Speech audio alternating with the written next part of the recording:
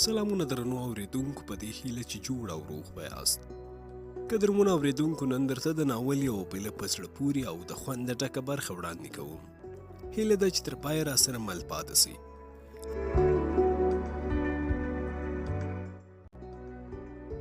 په لاره کې ښې ډېرې تلاشي وې.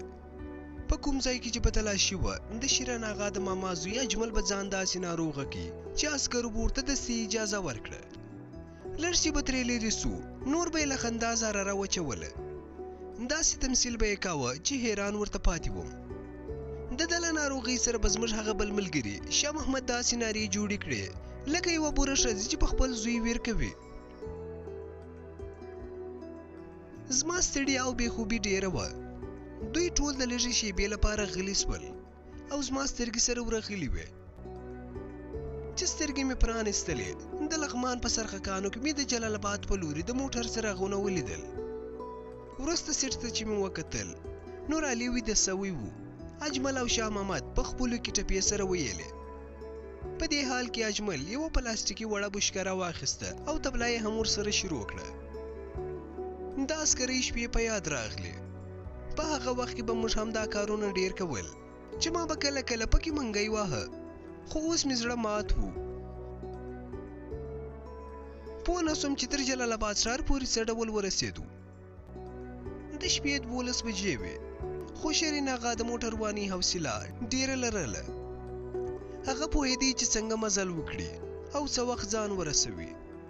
ځکه خو به یې کله کله زموږ خبرو ته هیڅ پام نه و او خپله ډریوري به یې کوله. ځکه خو وختي ورسېدو. د شپې تېرولو لپاره کسبې ته د تره کور ته مې لاړو. سهار مې شیرین اغا ته په وچ زور پیسې ورکړې. هغوی په خپله مخه لاړل او زه په کور کې پاته سوم. په هماغه شپه خبر سوم چې لوڼې، زامن مې، مور، پلار او خور ټول به هماغه شپه وژل سوي وو. تره مې دا هم وویل چې ښځه مې سوچلې ونه ده. ټوله شپه مې وژړل. ما به کله کله له ځانه سره ویل هغه کسان چې ځان مرګي کوي څومره بې عقله دي. پښتانه بې کلتوره دي چې جنګونه کوي. خو اوس پوه سوم چې دا د هغوی کلتور دی چې د ظلم په وړاندې چوپ نه پاته کیږي. خو نن زه تیار سوی وم چې دې سورمخو دلګانو ته ځان مرګي سم. تره ته مې وویل چې زه کلي ته ځم، خو هغه راته اجازه را نه کړه. هغه ویل چې ما امریکایي وژلی دي، خامخا به په ما پسې کلي ته تلاشي راځي. د تره خبره راته پر ځای ښکاره سوه. 6 ورځې له کوره ونه وتلم. نږدې خپلوان مې جلال آباد ته راتلل. د کلي د هرې ورځې خبر به یې راته رسېدی. په 21مه ورځ مې کلي ته له 4 موټرو سره چې له ترونو، خوریونو او د تره د زامنو ډک ولاړو. همدا چې کلي ته ورسېدو ټول په ګډه زما د کور خواته روان سو. د کور په لیدو مې نور هم ودرېدم او د غږ لمبې مې په زړه کې تاو راتاو سوې. تاسو کې به داسې درد چا نه وي څکلی. درد او غم هغه وخت له تحمل نه وځي چې مور او پلار ته د زوی مړی او اولاد ته د مور او پلار مړی پروت وي. خو زما ټوله کورنۍ مړه وه. د کلا ور یې په بمالو ځولی و. د خونو کړکۍ و دیوالونه داسې سوري سوري وو لکه 100 کلنه ورانه کنډواله چې وي. په 2 خونو کې مې پلار او مور او خور سوځېدلي وو. خونې اوس هم تکې تورې ولاړې وې. ژوند راته یو ډول بې معنا شی ښکاره سو. هېڅ شي خوند نه راکاوه. مېرمن مې خو سرپېښور ته د دوا لپاره بیولې وه. سخت ناکراره وم. د تره په کور کې مې واړول او فاتحې شروع سوې. هره ورځ به ډله ډله دوستان راتلل. 3 ورځې وروسته مې مېرمن هم راغله چې په لیدلو یې سخت پښېمانه سوم. ځکه زما په ذهن کې د هغې پخوانی تصویر نه و، خو هېڅ مې هم د لاسه نه کېدل. زه یو بې وسه انسان وم. 12 ورځې مې په کلي کې وتې وې چې یوه ورځ له شیرزاد ولسوالۍ نه زما یو پخوانی ملګري خان لالا چې جهادي قومندان هم و د 12 مسلح کسانو سره کلي ته راغلی. 6 کسان یې له حجرې نه شاوخوا پیرې ته ووتل او 6 کسان یې له ما سره کښېنستل. یو پکې مولوي غفور جان هم و چې هغه مې هم پیژندی. همداسې هغه نور کسان یې هم راته معرفي کړل. له فاتحې نه وروسته یې رانه د تښتېدو په هکله پوښتنې شروع کړې. له لومړۍ ورځې نه مې ورته کیسه پیل کړه او تر پایه مې ورته ورسوله. مولوي غفور جان خو داسې ژړل چې اوښکې یې نه درېدې. ویل به یې دا ټوله د ایمان او اسلام جذبه ده چې په مخ کې یې غرونه هم نه ستم کېدلی. هغوی نور به توبې ویستې او شعرې به یې کولې.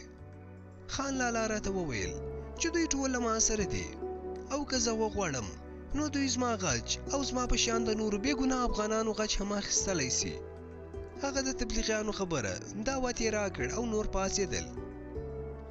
خان لالا په روانه کې خپلو نورو ملګرو ته وویل توریالی یو واقعي مسلمان او یو واقعي توریالی دی چې دومره لوی کار یې کړی دی. بس د الله مدد ورسره و. او بله یې دا چې توریالی یو تکړه زړور او با تجربه نظامي افسر تیر سوی دی. توریالی د خدای په مرسته ډیر څه موږ او افغانانو ته کولی سي. خان لالا خپله د ټلیفون شمیره راکړه او ویل که موږ سره یو ځای کېدل غواړې نو په دې شمیره بیا زنګ راته ووهه. خدای په ماني مو سره وکړه او د سپین غره خواته روان سول. زموږ کلي ته د دوی دا لومړی راتګ نه و. هغوی به هر وخت خپلو کورونو ته راتلل ځکه خو هغوی هم افغانان دي او د دې ځای وه. زموږ په کلي کې هر څوک وسلې لري.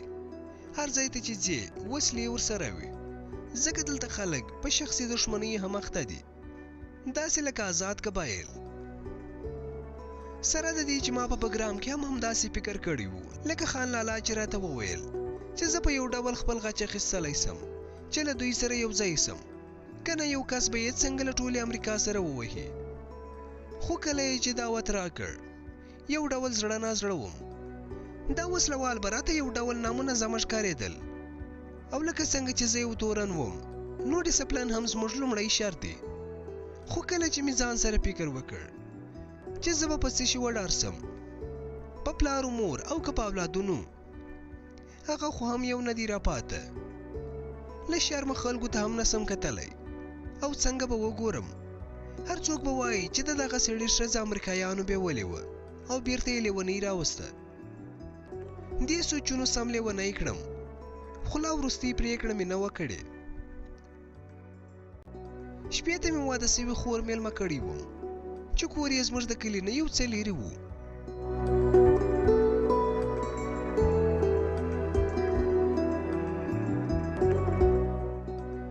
قدرمنو اورېدونکو دا برخه پر همدې ځای پای ته رسېږي. تر یوې بلې برخې د الله په امان.